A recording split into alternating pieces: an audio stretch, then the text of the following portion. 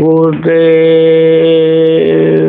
मैं भी तो पतित अभागा हूँ, युग युग का सोया जागा हूँ।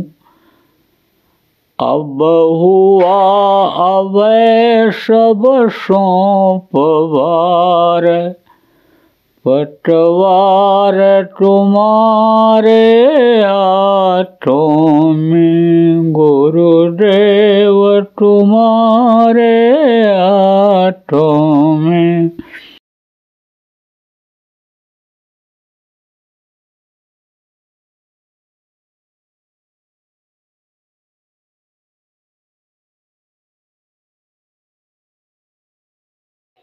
कोई भी तीखी चीज, खट्टी चीज, तेज तर्राक चीज यानी माँ जब खा लेती है तो बच्चे को पेट में इस कदर लगता है कि छोड़ करके भाग जाए, लेकिन जाएगा कहाँ? वो तो बंद है चारों तरफ से, निकल सकता नहीं वहां से, उसी में घूमता है। तो माँ कहती है कि बच्चा चलने लगा पेट में, जान आ गई। अरे जान आ नहीं गई, जान जा रही है उसकी। जान जाने लगती है तकलीफ में तो तकलीफ होती है माँ के पेट में। ऐसे तकलीफ में थे उस वक्त पर। तो उसकी दया थी माँ के पेट में 9 महीने रहने के लिए। दया हो गई, दया हो जाती है। कैसे दया होती है वे बता दें। 5 महीना 10 दिन का बच्चा जब माँ के पेट में हो जाता है तब ये जीवात्मा इसमें डाली जाती है। बहुत पतला रास्ता है और ये जीवात्मा भी बहुत छोटी है, बहुत छोटी। एक ही जैसी जीवात्मा सबकी है।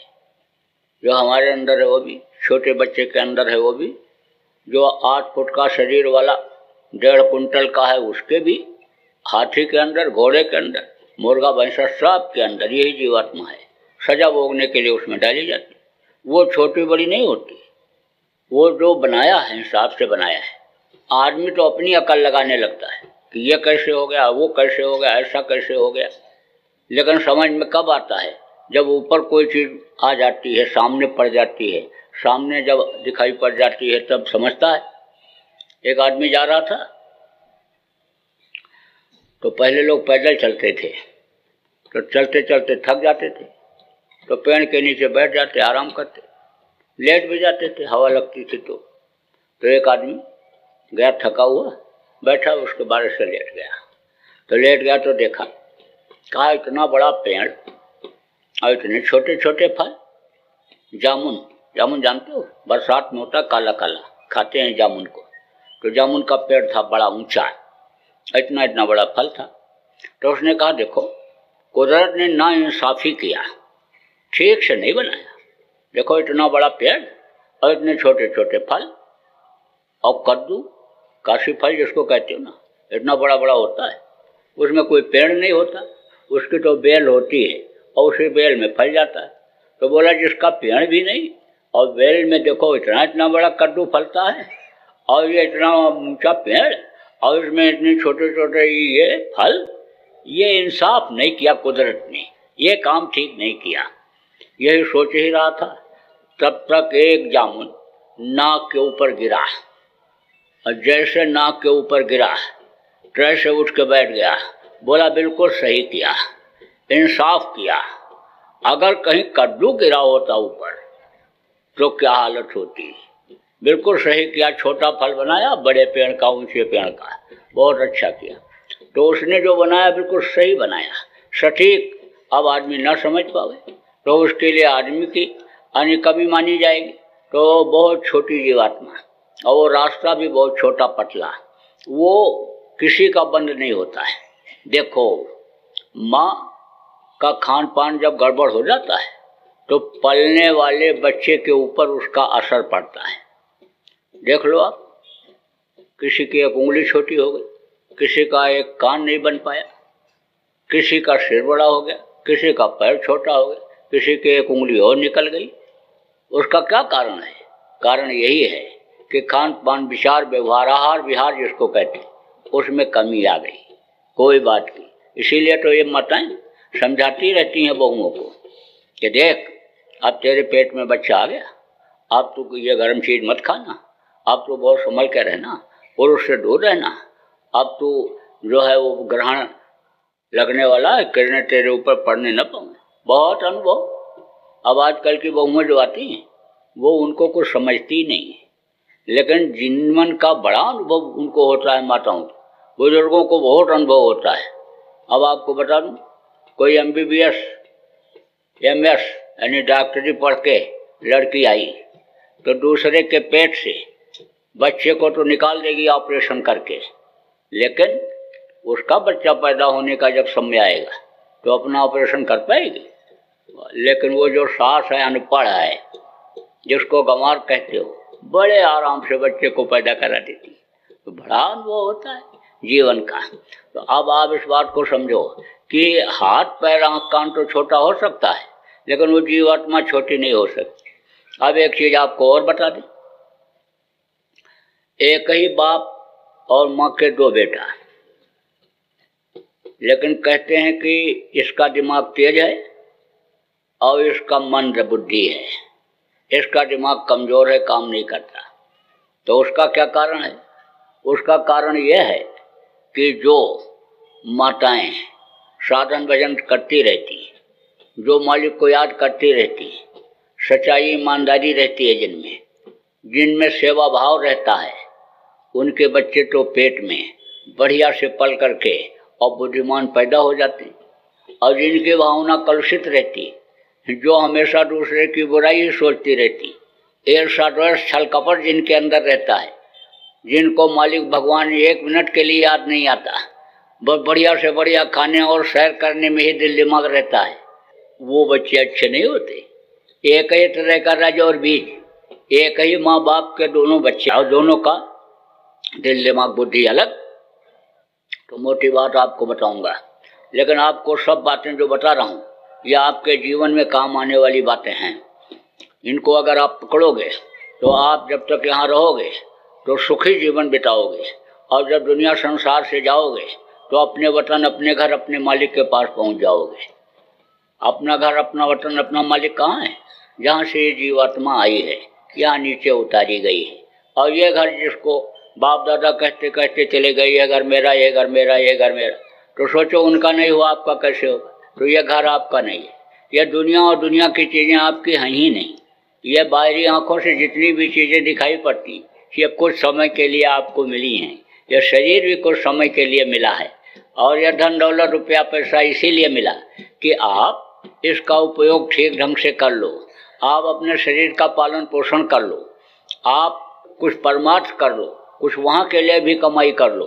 इसीलिए यह धन दौलत और ये विद्या और ये मान प्रतिष्ठा आपको दी जाती है। तो आपको मैं बता रहा था, अब 5 महीना 10 दिन का बच्चा जब माँ के पेट में हो जाता है तो जीवात्मा इसमें प्रवेश कर दी जाती है। तो उस समय पर मालिक का दर्शन होता है। तो दर्शन जब होता रहता है तब खुश रहता है, बहुत खुश रहता है। देखो, प्रेम मुख्य चीज होती है।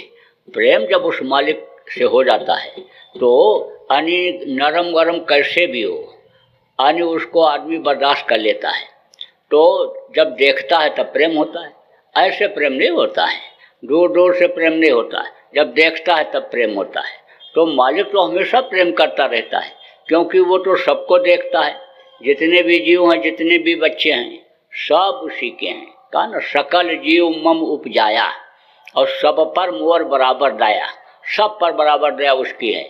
लेकिन अब वो दया ना देखने की वजह से आदमी ले नहीं पाता है। जैसे सूरज निकला है और आप छाए में बैठे हो, अब आपको सूरज हमको गर्मी नहीं दे रहा है, रोशनी नहीं दे रहा है, तो आपकी कमी है, न कि सूरज की कमी है। ऐसे ही वो सब पर दया करता है। अब जब आप यहाँ से छाए से उठ कर धूप में बैठ जाओगे तो सूरज को आप देखने लगोगे। ऐसे ही यानी जब माँ के पेट में बच्चा मालिक को जब देखता है तो मालिक से प्रेम हो जाता है। तो जब प्रेम हो जाता है तब वो जो तकलीफ है उसको भी बर्दाश्त कर लेता है। देखो, कोई लड़की ऐसी होती है कि जिसका रिश्ता हो जाता है, लेना देना हो जाता है, किसी जन्म का होता है, और वो लेना देना अदा करने के लिए, कर्म के कर्जों को अदा करने के लिए अच्छे घर संपन्न घर की लड़की गरीब घर में चली जाती है, वहाँ शादी हो जाती है, वहाँ का रहना सहना खाना पीना उतना अच्छा नहीं रहता है, लेकिन पति का प्रेम उसको मिलता है, परिवार वालों का प्रेम मिलता है, तो वो दुख भी जो होता है शरीर को उसको भी बर्दाश्त कर लेती है। उसी तरह से इस जीवात्मा को माँ के पेट में जब मालिक का दर्शन होता है तो वो जो गर्मी ठंडी है और वो है उसको बर्दाश्त करता रहता है। लेकिन माँ के पेट में बच्चे को अपने पूर्व जन्म की याद आती है, सब दिखाई पड़ता है, वहाँ पर्दा हटा रहता है। पर्दा अगर लगा दिया जाए तो हम आप एक दूसरे को नहीं देख सकते, आप नहीं देख सकते हो, पर्दा हटा हुआ है तो दिखाई पड़ता है ऐसे सामने सामने। ऐसे ही सब जगह का कण कण में वो मालिक विद्यमान है। सिया राम में सब जग जानी, करो प्रणाम जोर जो पानी। मालिक सब जगह है लेकिन आप देख नहीं पा रहे हो, तो आप इधर उधर भटकते रहते हो। किसी ने कहा अयोध्या चले जाओ भगवान मिल जाएंगे, अयोध्या चले जाते, अयोध्या वाले कहते काशी चले जाओ वहाँ मिलेंगे, काशी वाले कहते द्वारिका धाम जाओ वहाँ मिलेंगे, बस ऐसे भटकते रहते हो। जिसने देखा और कहा कि मुझको कहाँ ढूंढो बंदे मैं तो तेरे पास में, कस्तूरी कुंडल बसे मृग ढूंढे बनमाए, ऐसे घट घट राम है दुनिया देखत ना है। तो जिन्होंने कहा और उनके पास जो पहुंच गए और उन्होंने तरीका बता दिया, अब वो अंदर में जब देखने लग गए तो उनका भ्रम दूर हो गया, संशय खत्म हो गया और उन्होंने भी इस चीज को मान लिया। ऐसे ही आप ये समझो उस वक्त पर माँ के पेट में पहले कौन से अनियोनी में थे, कुत्ता थे कि बिल्ली थे कि कीड़ा थे कि मकोड़ा थे, कहाँ कब किस जगह पर मारे गए, कहाँ पर रोए, कभी रोटी नहीं मिली तो कभी किसी ने छीन लिया कपड़ा, कभी डकैती हो गई तो कितने दिन तक नरकों में पड़े रहे, वो सब दिखाई पड़ता है। पर्दा हटा रहता है तो खूब देखो तो दिखाई पड़ता है माँ के पेट में। तो जब देखता है कि देखो हम मारे जा रहे हैं, काटे जा रहे हैं, अब देखो हम सड़ाए जा रहे हैं और इस तरह से हमको तकलीफ हो रही है, तब रोता है कि कहीं ऐसा न हो फिर हमको उधर ही जाना पड़ जाए। उस समय पर यानी पूरा ज्ञान रहता है कि केवल मनुष्य शरीर के अंदर ही ऐसा रास्ता है कि जिससे हम इन तकलीफ़ों से बच सकते हैं। और यह भी पूरा ज्ञान रहता है कि केवल संत सद्गुरु ही वो रास्ता जानते हैं और वो रास्ता बताते हैं और रास्ते पर चलाते हैं और पार किया करते हैं। तो बराबर जीव प्रार्थना करता है माँ के पेट में कि अब प्रभु कृपा करो यही भांति। गोस्वामी जी महाराज ने लिखा है, अब प्रभु कृपा करो यही भांति और सब तज भजन करो दिन राति। सब कुछ तज करके दिन रात भजन करूँगा, दिन रात हमेशा। देखो जब इस चीज़ का ज्ञान हो गया आदमी को कि भाई ये चीज़ नीरस है और ये चीज़ हमको फंसाने वाली है और यहाँ पर हमको तकलीफ होने वाली है, तो वहाँ से वो हट जाता है, वहाँ पर कोई रहना पसंद करता है। देखो यानी वही चीज़ आदमी को अच्छी लगती है और वही चीज़ वो उसको छूना नहीं चाहता है। यानी समझ लो कि आदमी को किसी को यानी किसी ने खा लिया, ज़्यादा खा लिया और पलटी हो गई, और पलटी जब हो गई तो उसको देखना चाहेगा, देखना नहीं पसंद करता, खाने की बात तो छोड़ो। एक फकीर ने बताया, कहा कि देखो मन को इस तरह दबाया जाता है, जो मन इस समय बहुत भग रहा है उसको किस तरह दबाया जाता है। तो कहा कि मन उसका भी विचलित होता रहता था, फकीरी में भी मन विचलित होता है। आदमी तो सोचता है करें, लेकिन ये मन चंचल हो जाता है तो करने देता है। तो खूब खीर खिलाया, अब खीर खिलाया तो मन खाता चला गया, का और खा, खूब खिलाया। अब खिलाया तो यहाँ तक पहुँच गया, तो कहाँ जगह ही नहीं अंदर रहेगी तो बाहर निकलेगा, और बाहर निकलेगा तो नीचे से तो जा नहीं सकता, निकल नहीं सकता, क्योंकि उसका सिस्टम ऐसा है कि वो पचेगा तब निकलेगा। तो बाहर से निकलेगा, ऊपर से निकलेगा, जिधर से गया उधर से निकलेगा। तो अब आप ये समझो कि पलटी हो गई, तो पलटी हो गई तब कहता है कि और खा, और खाया, फिर खाया, फिर पलटी हो गई, तब कहता अब पलटी खा, ये जो पलटी हो गई इसको तू खा, अब मन तू इसको खा। तो पलटी वाला तो खाया नहीं, बस उसी दिन से मन हट गया, खीर से बिल्कुल हट ही गया बराबर। यानी जब वो देखता है तकलीफों को तब प्रार्थना करता है कि बाहर निकालो, बाहर निकालो और हम समर्थ गुरु की तलाश करेंगे रास्ता लेकर के और दिन रात भजन करेंगे। अब हम ऐसा कोई कर्म नहीं करेंगे कि जिससे हमको दोबारा माँ के पेट रूपी नरक में आना पड़े। वहाँ भी तो नरक ही जैसा जीवन रहता है, माँ के पेट में कोई आराम थोड़ा रहता है। जितना आराम यहाँ बाहर है आपके शरीर को, हो उतना आराम वहाँ थोड़ा है, वहाँ तो लटके रहो ऐसे। तो अब आप समझो, बाहर जब आता है बच्चा तो रोता हुआ पैदा होता है। आज तक कोई हंसता हुआ मुस्कुराता हुआ पैदा हुआ? कोई नहीं, सारे बच्चे रोते हैं। और रोवे न तो बच्चा जिंदा न रहे, मर जाएगा।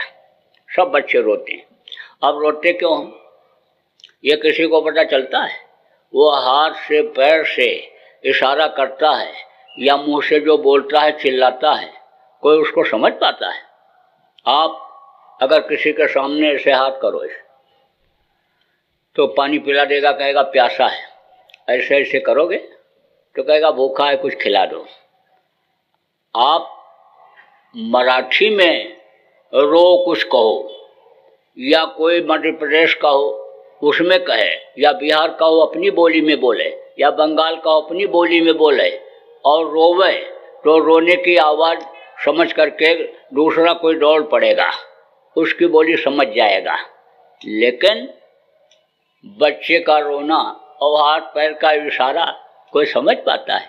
नहीं समझ पाता। तो कहते हैं बहुत रो रहा है बच्चा, ले चलो अब डॉक्टर के यहाँ। डॉक्टर चुप करेगा, बड़ी तकलीफ है इसके शरीर में। अब डॉक्टर कैसे चुप करता है? लगा देता है इंजेक्शन। किसका? नींद का। बच्चा सो जाता है।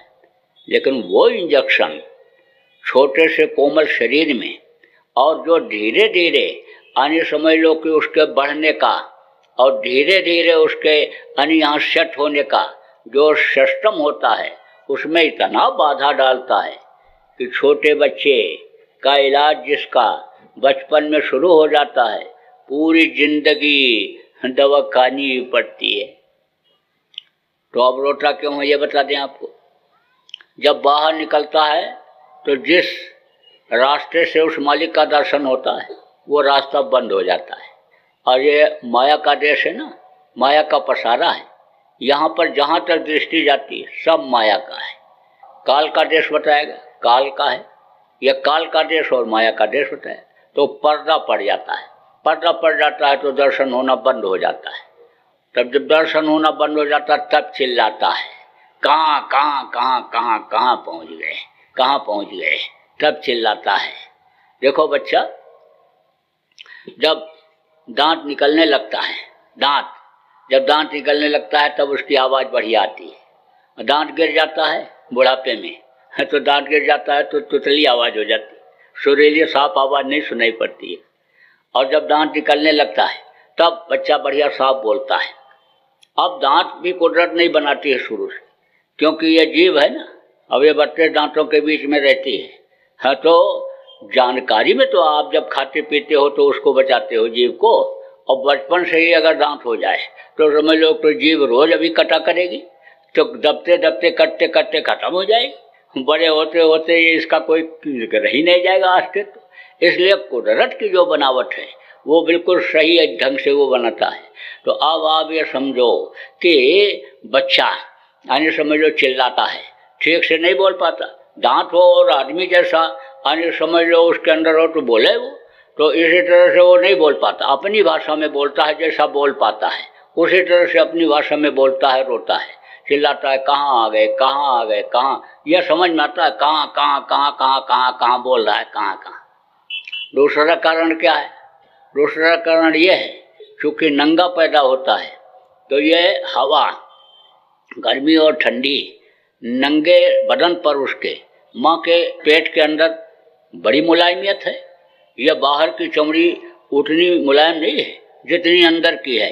इसी खाल को आप अन्य ऐसे पलट दो तो अंदर का काफ़ी मुलायम मिलेगा। तो माँ का पेट तो बहुत कोमल होता है, बहुत मुलायम होता है, तो वहाँ पर रहता है। अब यह गर्मी ठंडी और ये इस कदर लगती है बदन में कि मालूम पड़ता है कोई सैकड़ों सुई चुभो रहा है। तो देखो मोटी मोटी बात बताऊंगा, ये रोने धोने का संसार है, और रोने रोने में ही यह समय निकल जाता है, दुख में ही यह संसार बीत जाता है और आदमी को होश नहीं आता। पैदा हुआ तब रोया, दूध नहीं मिला तब रोया, स्कूल जाने को हुआ तब रोया, पढ़ लिख लिया नौकरी नहीं मिली तब रोया, शादी नहीं हुई तब रोया, और शादी हो गई तब रो रहे। बच्चा नहीं पैदा हो रहा तो रो रहे कि बच्चा एक कहीं से हो जाए। और 4 बच्चे अगर हो गए तो उनसे कहो दादाजी आप बड़े भाग्यशाली हो, आपके 4 बच्चे, 4 बहुएं खूब सेवा करते होंगे। तो बुढ़ा क्या कहता है, ये मर जाते तो ठीक था, ये जीने नहीं दे रहे, जान के लाले पड़ रहे। तो तब भी रोना धोना, बुढ़ापा तक रोना धोना। होश आ रहा है, कभी कभी होश आता है जब किसी मुर्दा को जलवाने के लिए, गड़वाने के लिए शमशान घाट पर जाते हैं। जब तक मुर्दा जलाने की तैयारी होती है, बैठ करके बहुत अच्छी अच्छी बातें लोग करते हैं। क्या गया बेचारे के साथ, सब कुछ यहीं छूट गया, नंगा रह करके, भूखा रह करके, धन कमाया, मकान बनाया, बाल बच्चों को पढ़ाया लिखाया, रोजी रोजगार में लगाया, धन पुत्र परिवार, मान प्रतिष्ठा इज्जत, सब कुछ होते हुए कोई भी चीज साथ नहीं गई। हंसा अकेले उड़ गया। तो बगल में जो बैठा रहता है कहता है भाई यही हाल एक दिन सबका होगा, शमशान घाट पर यहाँ तो सबको आना पड़ेगा, ये मरघट है मरघट, ये सबको बुलाएगा, छोड़ेगा नहीं किसी को। तो तीसरा कहता है भाई इसीलिए तो कुछ वहाँ के लिए भी करना चाहिए, सब कुछ यहीं के लिए करने में सब लोग लगे हुए। अब नौजवान बैठा सुनता रहता है, कहता है बात तो सही है, क्योंकि शमशान घाट पर हर तरह के लोग जाते हैं, बच्चे भी जाते हैं, नौजवान भी जाते हैं, बुढ़े भी जाते हैं, जिसका जैसा रिश्ता होता है उस हिसाब से लोग जाते ही जाते हैं। तो अब नौजवान बैठा सुनता रहता है, कहता बात तो सही कह रहे हैं, लेकिन अभी तो हमारी गृहस्थी कच्ची है, बच्चे छोटे छोटे हैं, घर मकान बन नहीं पाया, बच्चे पढ़ लिख नहीं पाए, नौकरी काम कुछ नहीं, खेती भी ऐसे ही सब है, हमारी गृहस्थी सेट हो जाए फिर तो। बात तो ये सब लोग सही कह रहे हैं भाई, न कुछ लेकर के कोई आया है न कुछ लेकर जाएगा, सब यहीं छोड़कर चला जाना पड़ेगा। और खाने पीने मौज मस्ती में समय निकल गया तो फिर नरक 84 में जाना पड़ेगा। बात तो सब सही कह रहे हैं ये लोग, लेकिन अभी कैसे क्या करूं को समझ नहीं आ रहा। तो चलो सबसे पहले गृहस्थी ही सेट कर लिया जाए। तो आप इतने आदमी बैठे हो, किसी की गृहस्थी आज तक सेट हुई? किसी की नहीं हुई। खाने की दिक्कत नहीं है, पहनने की दिक्कत नहीं है, लेकिन बीमारी साथ नहीं छोड़ रही। इतने आदमी आप बैठे हो, कोई ये कह दो कि हम बीमार नहीं पड़े, कोई कह दो हमारे घर में कोई बीमार नहीं पड़ा, तो सबसे बड़ा झूठ यही माना जाएगा, सबसे बड़ा झूठ कि कोई बीमार नहीं पड़ा। और कुछ घर तो ऐसे हैं, इसी में आप लोग जो बैठे हो, कि जिसके घर में कोई न कोई बीमार ही रहता है। और आप अगर न बताओ तो मैं बता दूंगा, एक नहीं 2 4 6 को बता दूंगा कि इनके घर में रोज कोई न कोई बीमार रहता है। एक ठीक हुआ, दूसरा बीमार हो गया, तीसरा बीमार हो गया। ये जो कमाते हैं उसका ज़्यादा पैसा दूध घी में खर्च होने के बजाय वो सब दवा में चला जाता है। तो अब आप ये समझो, ये कोई कहे, ये अगर आप कहो हमारे घर में लड़ाई झगड़ा कभी नहीं हुआ, कभी झगड़ा नहीं हुआ, तो सबसे बड़ा झूठ यही माना जाएगा। कुछ घर तो ऐसे हैं जिसमें रोज कुछ कुछ लगा रहता है, और रोज कभी सास बहू लड़ रही तो कभी भाई भाई लड़ रहे हैं, कोई नहीं लड़ रहा है बुजुर्गों में, और मतलब यह है कि जवानों में तो बच्चे ही लड़ जा रहे हैं, वो उसको मार रहे हैं, उसको मार रहे हैं, कोई वहां गिर रहा है, कोई पड़ रहा है। तो दुखों का संसार, गृहस्थी कभी सेट नहीं हुई। अब उसका कारण क्या है? गृहस्थी को सेट करना समझ नहीं पाए कि गृहस्थी कैसे सेट की जाती है। तो गृहस्थी सेट करने का होता है तरीका। तरीका ये होता है कि भाई जब मनुष्य शरीर यह भगवान का बनाया हुआ मंदिर है, तो इसको गंदा मत करो। गंदा करते हो, बहुत पूजा पाठ करते हो तो कबूल नहीं होता है।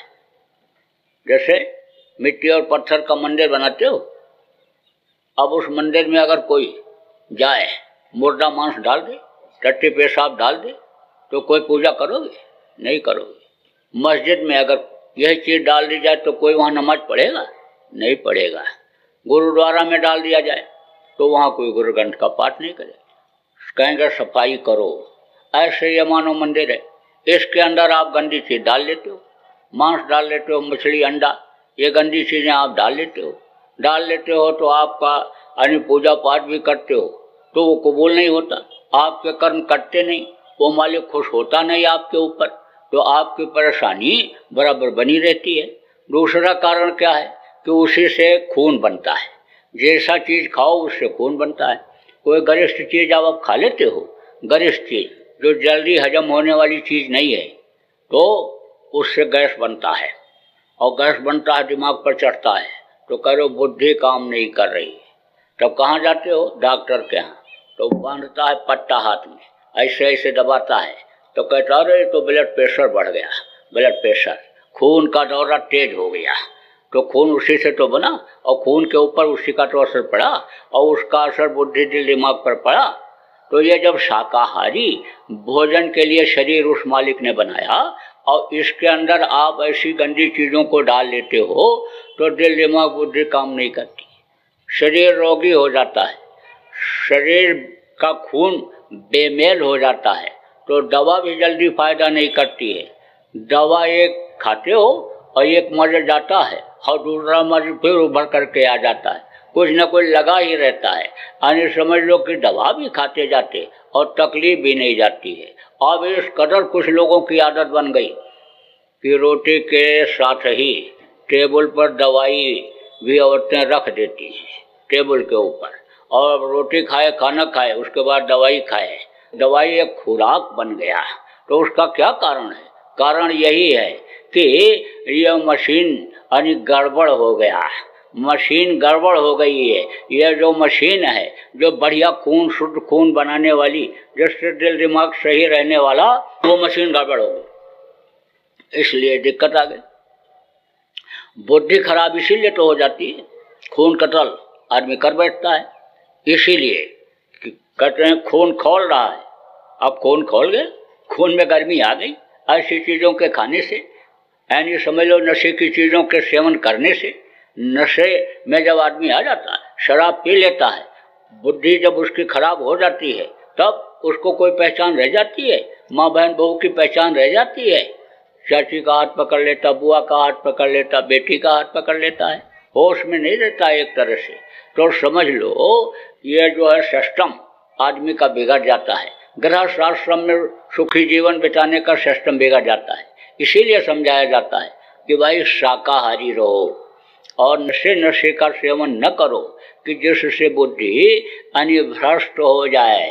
भाई इसीलिए समझाया जाता है कि जो तुम ये चीज समझते हो अपने जबान के स्वाद में कि देवी हमसे खुश हो जाएंगी और बकरा काट करके हम चढ़ा देंगे और फिर उसको पका करके खा जाएंगे, और मुर्गा चढ़ा देंगे, भैंसा चढ़ा देंगे देवी के मूर्ति के सामने और फिर उसको पका करके खा जाएंगे, जबान के स्वाद के लिए जो ऐसा करते हो बहुत बड़ा पाप करते हो, बहुत बड़ा। अब अच्छे बुरे का ज्ञान खत्म हो गया। अच्छे बुरे का ज्ञान कब रहता है? जब शाकाहारी सदाचारी रहता है आदमी। देखो जानवर खाते हैं, क्या खाते हैं? जानवर कुछ ऐसे बनाए गए जो मांस खाते हैं, लेकिन उनको कोई ज्ञान रहता है? उनको कोई माँ बहन बहू बेटी की पहचान रहती है? जानवरों को कोई ज्ञान नहीं रहता है। तो ऐसे ही जब ज्ञान नहीं होगा आदमी को, तो गृहस्थ आश्रम ये कैसे सुलझेगा? ये गृहस्थी कैसे सुलझेगी? भाई इस चीज की जानकारी होनी चाहिए कि कैसे रहा जाए, कैसे खाना पीना किया जाए, कैसे क्या किया जाए। देखो जानवर तो भी समझते हैं, जानवर तो भी समझते हैं। कैसे ये भी बता दें। कोई कुत्ता है, उसका पेट भरा हुआ है और उसके सामने आप बढ़िया से बढ़िया चीज खाने के लिए डालो, पूरी मिठाई, तो पेट भरा है तो खाएगा नहीं, सूंघेगा, और उठा करके ले जाएगा और कहीं छुपा करके रख देगा। जब भूख लगेगी तब खाएगा। और आदमी खा पी करके पेट भर के बैठा है और बढ़िया रसगुल्ला या काला जाम ला करके प्लेट में रख दो तो मन नहीं मानेगा, कहेगा लाओ एक ठो खा ले। एक खाएगा तो 2 3 4 दबा जाएगा। अब कोई संयम है आदमी को? अरे कोई संयम नहीं। बस मन को जो चीज भा गई बस खाते चले जाओ। अरे बहुत से लोग तो समझ लो खाने के लिए ही जीते हैं। एक खाने के लिए जीता है, एक जीतने के लिए खाता है। तो कुछ तो जीने के लिए खाते हैं, थोड़ा खाना न मरना न मोटाना। और कुछ ऐसे होते हैं जो खाने के लिए ही जीते हैं। देखो कुत्ता साल में एक बार यानी पगलाता है, 1 महीना उसका ऐसा आता है और आदमी को हमेशा पागलपन सवार है। तो कहने का मतलब यह है कि तरीका लोगों को नहीं मालूम है गृहस्थी सेट करने का। गृहस्थी में सुख शांति लाने का तरीका लोगों को नहीं मालूम है। अब आप ये समझो कि भगवान ने भोग बनाया, किसके लिए बनाया? भोगने के लिए बनाया, लेकिन फंसने के लिए तो नहीं बनाया। अब लोग फंस रहे हैं। कैसे? जैसे एक कटोरे में आप शहद रख दो तो एक मक्खी आती है और कटोरे के ऊपर बैठ करके और शहद को खा करके उड़ करके चली जाती है। और दूसरी मक्खी कूद पड़ती है, भर पेट शहद खाती है, लेकिन उसके पंख फंस जाते हैं। ऐसे ही पंख फंस रहा है। ऐसे ही अब ये तरीका अगर अपना लिया जाए कि पुरुष को गुस्सा आवे औरत चुप हो जाए, औरत को गुस्सा आवे पुरुष चुप हो जाए, तो कभी झगड़ा होगा गृहस्थाश्रम में? कभी नहीं होगा। सास और बहू अक्सर लड़ती रहती। अब अगर सास को गुस्सा आवे और बहू चुप हो जाए, बहू को गुस्सा आवे सास चुप हो जाए, तो झगड़ा नहीं हो सकता है। जय गुरुदेव, जय गुरुदेव, जय गुरुदेव, जय जय गुरुदेव।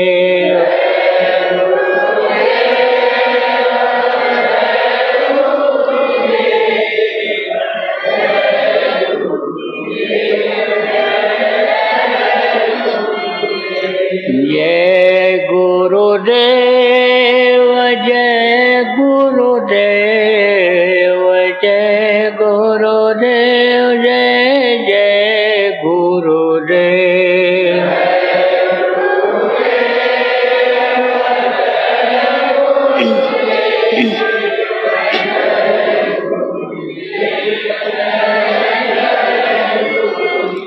जय गुरुदेव,